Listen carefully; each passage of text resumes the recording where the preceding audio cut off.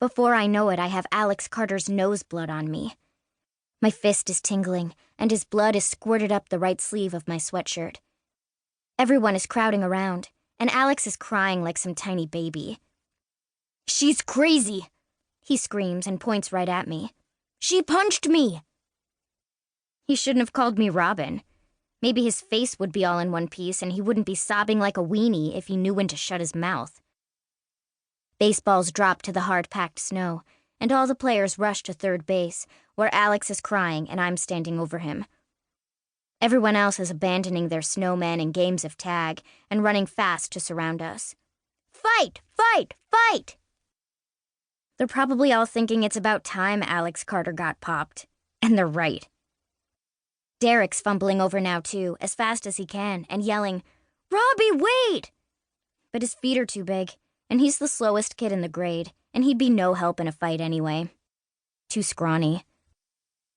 The teachers are sprinting across the yard to get between us, but I'm in ready position. Right fist up to strike if I have to, left hand inside my baseball glove, blocking my face. I should have known Alex wouldn't do anything but cry and bleed in the snow. He's the biggest bully in the 5th grade, but I shut him up good. He's not laughing at me now and flapping his arms and calling me a motherless robin bird. A splatter of red is drying on my sleeve, but I don't give a crap. Tough people look tough. That's why Alex has long, flowy blonde hair like feathers and baby blanket blue eyes, and why my knuckles have his blood on them. And he was calling me a bird. I don't have any feathers, nothing soft like that.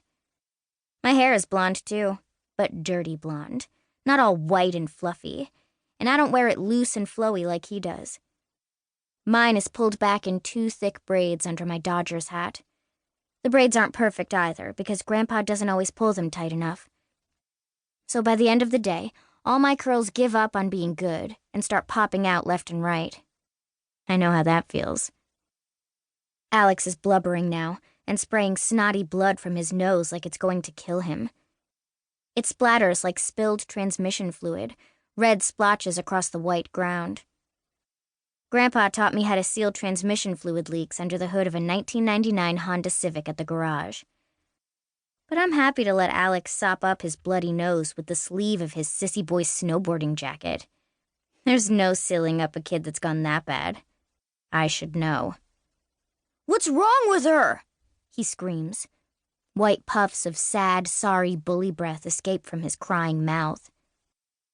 The first teacher that gets there is telling him to tip his head back and pinch his nose and asking if he's all right and making a big deal. Derek's still running and yelling, "It's not her fault!" Which feels pretty okay because it's true and no one else will believe me. But Derek does. Then Mr. Danny has me by the shoulders. "That was not very ladylike," he says, all mean and close-jawed and under his breath like he's sick of me, but also maybe secretly glad someone finally gave that pest Alex what he deserved. "What kind of ladies are you talking about?" I say. "The prissy, snap-in-half kind who let stupid boys call them names?" He pushes me away from Alex and toward the front door of the school, and all the kids who are out for recess are staring at me with their jaws hanging open. Derek's following behind us now, and he's out of breath.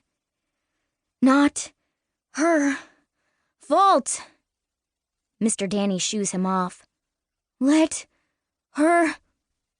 But no one can hear the rest of what Derek is stammering because Alex Baby Carter yells out, "That's why people need moms, or they'll end up like her." He's crying at the same time, so he sounds all pathetic, but I'm not letting him get away with that crap.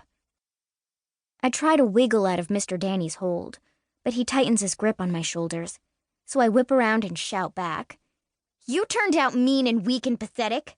What does that say about your mom?" "Robbie!" Derek exclaims and pumps his purple fleece mitten in the air. And I can't tell if he's cheering me on or trying to get me to shut my mouth so I don't get in any more trouble than I'm already in. But either way, I know he's got my back. The rest of the kids in the yard are still just standing around with their mouths hanging open. Mr. Danny nudges me across the yard toward the school. No one talks about my mom. Not even Grandpa. Not ever.